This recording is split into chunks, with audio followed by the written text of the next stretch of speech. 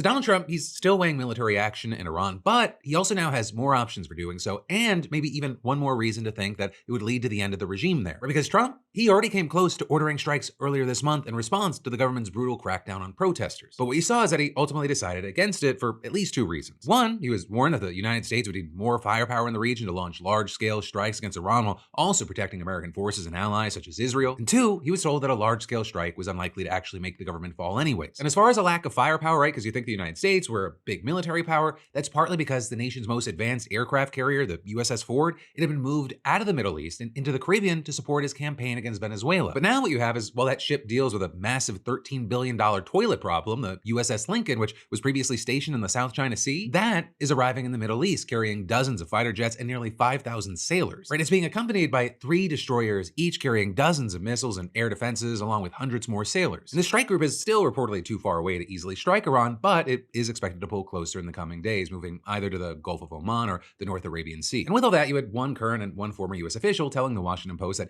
additional military assets are moving into the region as well, but they also won't be there for at least another week. Right, in the meantime, Trump may have been given a reason to second-guess his advisors who warned that military action really wouldn't lead to regime change. But he's reportedly been on the receiving end of multiple intelligence briefings indicating that the Iranian government is just growing weaker and weaker by the minute. In fact, according to the New York Times, the report suggests that the Ayatollah's hold on power there is at its weakest point since the Shah was overthrown in the 1979 revolution. And that's not only because of the protests, which seem to have died down, it's also because the country's failing economy, which sparked the protests, that is still getting worse, with the Iranian currency hitting a new record low just today. And even that's without mentioning that many of the militant groups across the region that make up Iran's self-described axis of resistance may also be as weak as they have ever been. Though I'll say there, you did have 2 of those groups threatening to launch new attacks in recent days. Or with the Houthis in Yemen suggesting they might resume attacks on shipping in the Red Sea, and Kataib Hezbollah in Iraq warning that any attack against Iran would result in a total war in the region, and you've also got the Iranian government striking a defiant tone. This weekend, for example, it unveiled a new mural on a giant billboard in central Tehran depicting a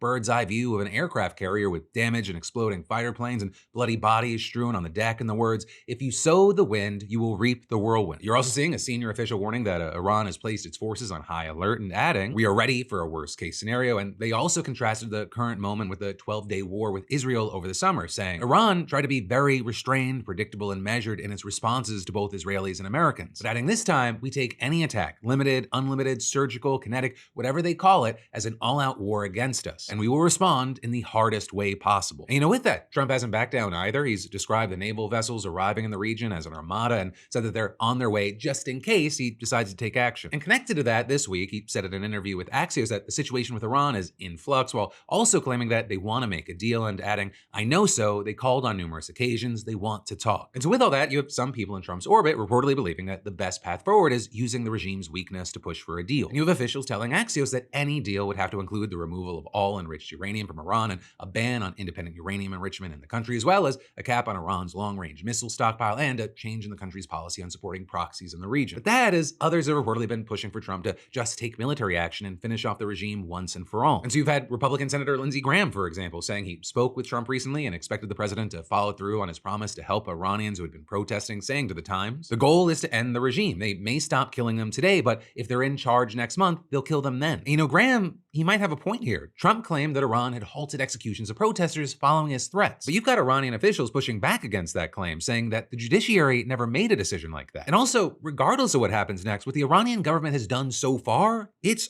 horrifying. Where the US-based human rights activist news agency says that nearly 42,000 people have been arrested since the protests began. And the total number of confirmed deaths, according to this group, it's more than 6,000. Though notably, the number of deaths still under investigation, that's at over 17,000. And on that note, there are estimates that the true death toll could actually exceed 30,000. Also, another big thing is that doctors have described injuries suggesting systematic killing and maiming of protesters as opposed to random shootings, saying that the most common were close-range gunshots and severe stab wounds, typically to the chest, eyes, and genitals. Some medical workers reporting that they had received bodies with close-range gunshot wounds while still hooked up to medical equipment, suggesting that they were killed while under active medical care, likely in a hospital. And that's a possibility backed by photographs verified by an Iranian fact-checking organization which show dead patients in body bags wearing hospital gowns with catheters still attached and what appears to be gunshot wounds to the forehead. Also, testimony from morgues, graveyards, and hospitals around the country, they reportedly show a clear effort by authorities to conceal the full extent of the carnage, with witnesses saying that the government has transported the deceased in ice cream vans and meat trucks, as well as